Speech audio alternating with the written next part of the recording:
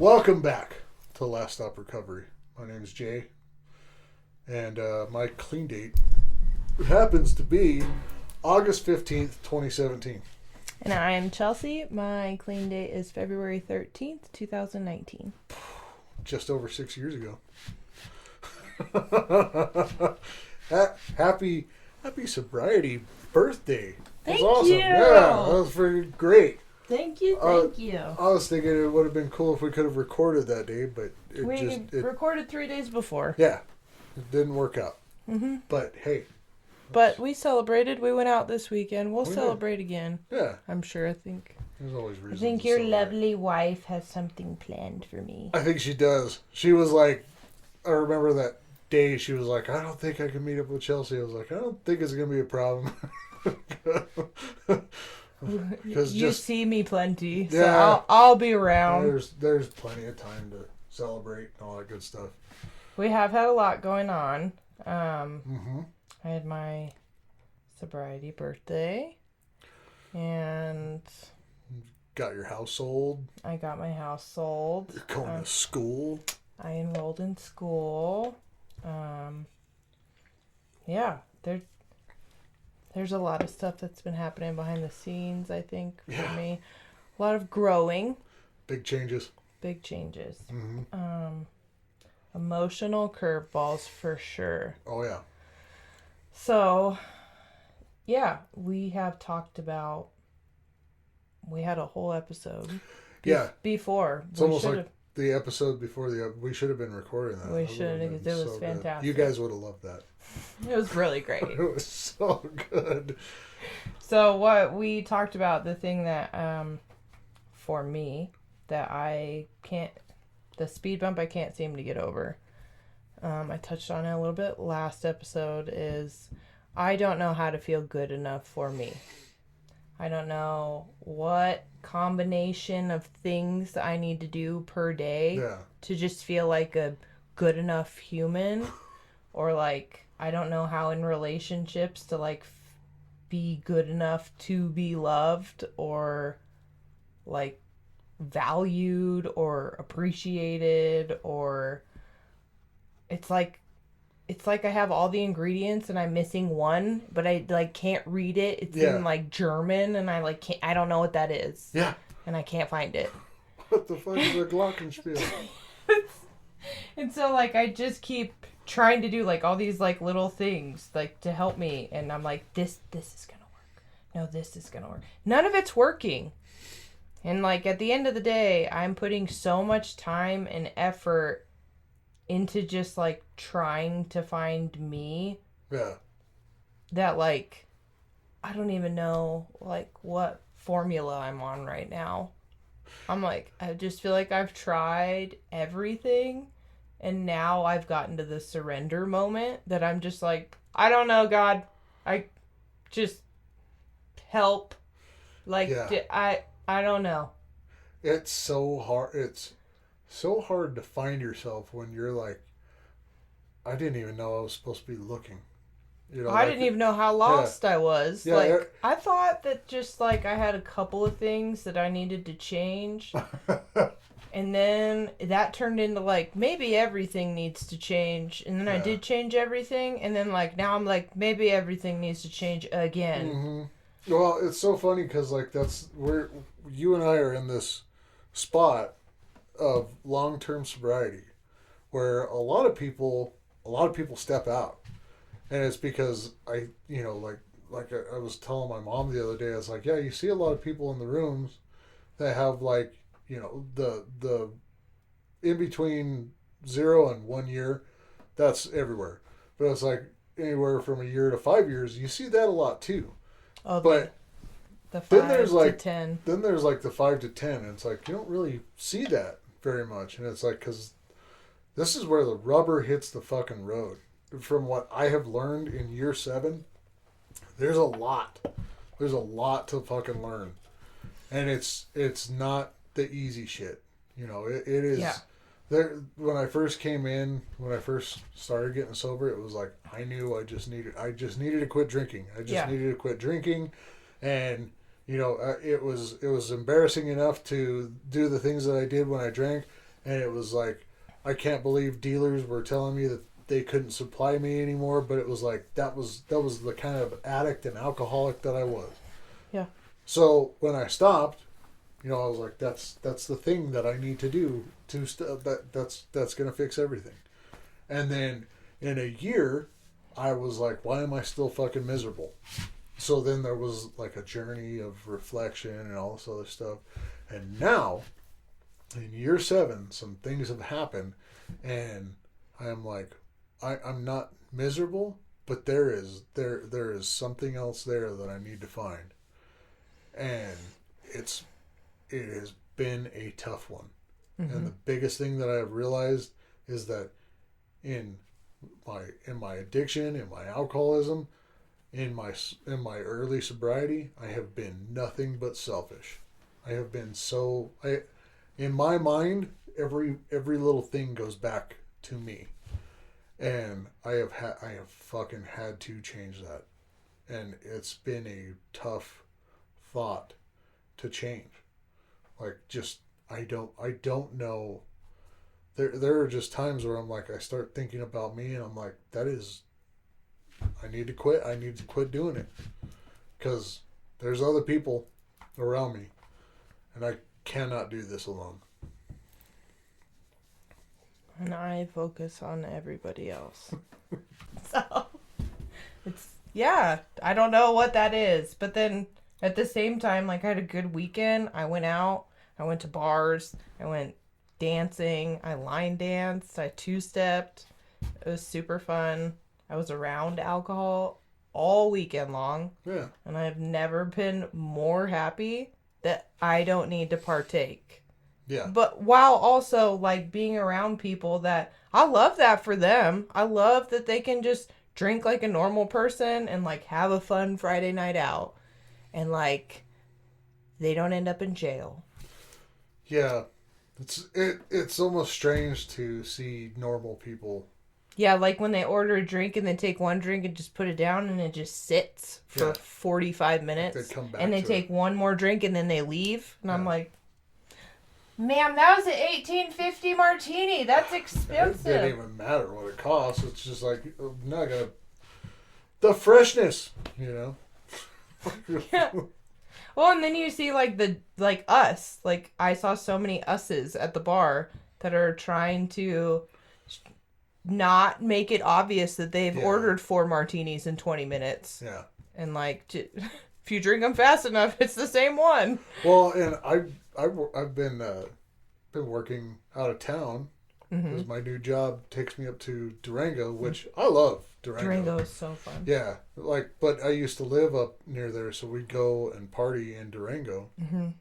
And I've been on this hot wing kick, and like I remember we had gone to this place a couple times that serves like these super hot wings, and I was like, was it good? Because the last time I had been there, it was a long time ago. It was like 2011 or something like that. So it's been a long time since I've been there. But it's like, I don't remember much of being in there. I remember the wings being hot, and then all of a sudden I was home.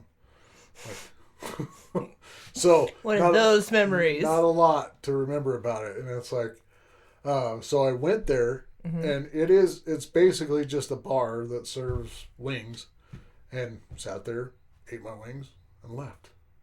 And it was like, they were really good fucking wings. And then I think about all those times that I went and drank at places like that. And it's like, what else did I miss out on? Because I was drinking the way I did. Yeah, I think I missed out on... I've never been to Dirty Bourbon, where we went dancing this weekend. Been there. Don't remember much. Yeah. Well, I told one of my best friends in high school, I told her, I was like, hey, I went to Dirty Bourbon this weekend. I just told her that I went there. And she was like, oh, like, we went. And she, like, named a time we went. Yeah. And I was like, I've never been inside that bar. Nuh-uh. I went in that bar, never been in there. I'm here to tell you, I'd remember if I'd been in there. And she's like, I'm here to tell you, you did, and there's pictures of you there. Yeah. And I was like... Yeah. I think I think that's one of the biggest things about sobriety is now I am living life. You're present. Yeah, I'm here for it. Yeah. Like all of it. Yeah. You know, like I am not avoiding anything. Oh, I was so silly this weekend. I don't know. Okay, funny story. I'm Big Hick. I'm from Indiana. Yeah. I can line dance so good. I cannot two-step. And when I say I cannot two-step, a Really? 20-year-old asked me to two-step. Tiny little man baby. So small. Aw. He had to teach me how to two-step. Yeah. And if I was not sober, I don't think I would have done it. But I was just like honest with him. I was like, hey, bud, thank you for asking me to dance. I don't know what I'm doing. If you know what you're doing, I'm a really good dancer. So just kind of show me. Yeah. When he dipped me, I didn't know what was happening. And like my elbow just had surgery. Oh, yeah. And so like when he went to dip me, he kind of like popped my elbow out. And I almost socked this poor child in the face. And I didn't know what to do. And I had to tell him that I almost punched him because I just had arm surgery. And I don't know what move he was doing, but don't do it again. Don't do that. And then he was like, it was just a dip. And then I saw my sister-in-law get dipped like right next to me. And I was like, oh.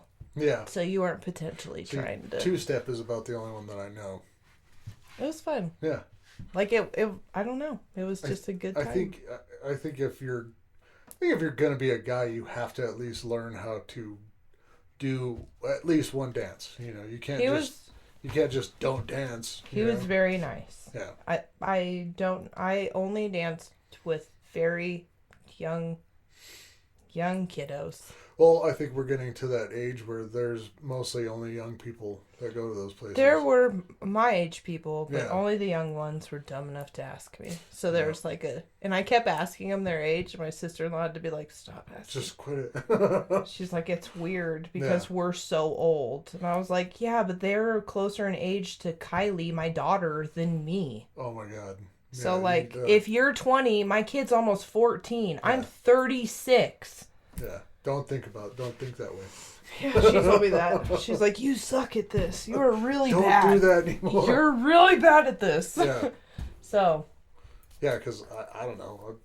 I'm 37, and I'm like, I'm going to see that 4-0 pretty soon.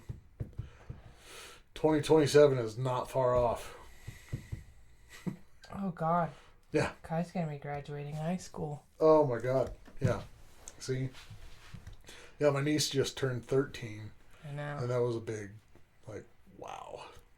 13 was big for this. Like, when Kai turned 13, it was one of those, like, Jesus, am I even old enough to have a 13-year-old? Yes, you are. But, you know, I don't know. Back to our topic. Sorry, I was talking about this weekend. Because you actually had fun. Because I went out and had fun. Yeah. And that's okay. Yeah, I mean, that's great. That's fantastic. Yeah, and then I went to brunch with you guys, and I went to the meeting in the morning, and my weekend was really, really busy. Like, I was not at my house at all to shower one time, and then I got home yesterday when the kids got there. I got there 25 minutes before the kids got there. Isn't it a different feeling when you're doing that kind of stuff, and it's like, oh, I didn't go home and shower, not because, you know, I don't know where the fuck I was, but oh yeah, not a walk of shame, not hungover, not. Yeah. I'm like, I was just busy. Yeah, I didn't shower at my home, and also I'm coming home and I'm wearing different other clean underwear that I brought. Because I pre-planned. Yeah, I'm not coming home horribly smelling and. Well, and I had Chewy with me. Like, I had Chewy with me all weekend. And I was like, this is okay. But I had to tell myself it was okay not being at my apartment all weekend. Because since the divorce, I have stayed in that apartment 90% of the time. Yeah. And, like, that's great. Because there is a nesting period. And then you go crazy. See, I feel like... It's kind of like COVID times. Yeah. Like you're locking yourself in. And so I feel like you and I do a lot of the same thing. We're like, I don't need to look for myself in other places or doing things, I'll just look for myself in this Where all little, my stuff is. where all my stuff is, where I can build a cave. Surrounded Yeah. by my stuff. Yeah, because it was amazing, like, this summer when I was doing that, and, like, I invited you and Kai over. Yeah. And it was like, yeah, but I was still just here. You know. In this very safe little bubble. In my very safe little bubble, you know, doing the thing. Well, and that's kind of like when you get sober, too, is like you go from one bubble to a different bubble. Yeah. And I feel like that's what I'm doing, is like I'm going from one bubble, but like my bubble can be bigger and like I can go out. Well, and it's not nearly as threatening as like I've made it out to be in my mind. Yeah. Like I went to 3 bars, went to 3 popular bars. Lots of people at the bars. It was not scary, not even once. Yeah. Also, the bartenders were so nice. Like, I kept thinking that someone was gonna, like, give me weird shit because of my bubbly water and lime. And, like, the girl at Dirty Bourbon, she couldn't hear me over the music. And so I said water with lime. And she said, "Do you want vodka?" And I said, "No, I'm sober." And she was like, "What?" And I was like, "I'm sober." And, like, kind of yelled it. And she was like, "Oh, my bad." And then she, like, made my water like a margarita. Nice. So she, like, frosted it and, like, put, like, salt around it. And she was like, you know, just go have fun. Yeah. And then I was like, that's really nice. That took extra effort, and you didn't have to do that. And that was really nice. I've seen, like, the TikTok has been a little bit different lately. I've seen a lot more of the sober or people trying to get sober on my, and it's like sober curious. Yeah, sober curious or whatever. And that's the other thing that I'm trying to do, because I feel like the fact that I am very selfish is like, I see this and I'm like, oh, I hope they're better. But it's like, I'm really trying to make sure I comment on, because it's like, it's us in the picture, and we are Last Stop Recovery. And it's like, if I'm just scrolling past these people that are like, here's day 5, and I'm going, good fucking luck, buddy. Like, man, that's a shitty, selfish guy to be. But if I sit there and I watch their video, that not only is that engaging with their content, but I'm also validating how they feel. And it's like, I know how they felt. I was at 5 days or whatever, and it's like, bro, you're kicking ass. Hell Love yeah. you. I'm here for your fucking story. I'm following you. And it's like, I've been worried about that too. Like, oh God, I hope I don't follow more people than I have followers, or than we have followers or whatever. And it's like, who cares if I'm following a bunch everybody. Yeah, I'm going to follow everybody that's trying to get sober. Follow anybody that interests you. You know who popped up? Amanda fucking Bynes. She's getting back out there, and she struggled with that stuff. Sorry to be like, you know. At first I thought you meant my Amanda. I was like, of course you found her. Duh. No, I think I already follow her. Yeah. But it's like. But yes, Amanda Bynes struggled for a very long time, and she had good reason to struggle. I mean, there's a lot of shit that went on. Those poor babies. That fucking Dan Schneider shit during Nickelodeon times. It's awful. But, yeah, she's getting back out there, and she looks great. I think that's awesome, you know. Hey, Lindsay Lohan did the same thing. Bring it on. Paris Hilton did the same thing. Yeah. A lot of those people, like, a lot of those girls that were the crazy party girls, like, they're just girls that were taken advantage of, that then they shoved drugs in front of them, and they're like, we just need you to do these because, like, you're on camera. Yeah. And we need... Yeah. It's like when, and we can kind of start closing out, but it was like when the Johnny Depp and Amber Heard stuff was going on, I remember somebody saying, oh, that crazy bitch. And I'm like, was she a crazy bitch? Or was she getting treated like shit by a fucking almost 70-year-old alcoholic and she's 22? Because I was like, all the stuff that was going on was gross on his fucking part. Just so you know, I don't know about you, but this side of the channel does not stand Johnny Depp. Fuck that guy. I think because I followed it so little, I think that 2 people, even if they individually are not toxic, 2 people together always have the potential of being toxic. Oh, yeah. And Always. I'm not saying like, oh, that poor Amber, like she got, there was. Usually in those situations, there's some guilt on both sides. Yeah. It But the dynamic, I have been in a relationship that just. But if we're gonna outweigh. Yeah.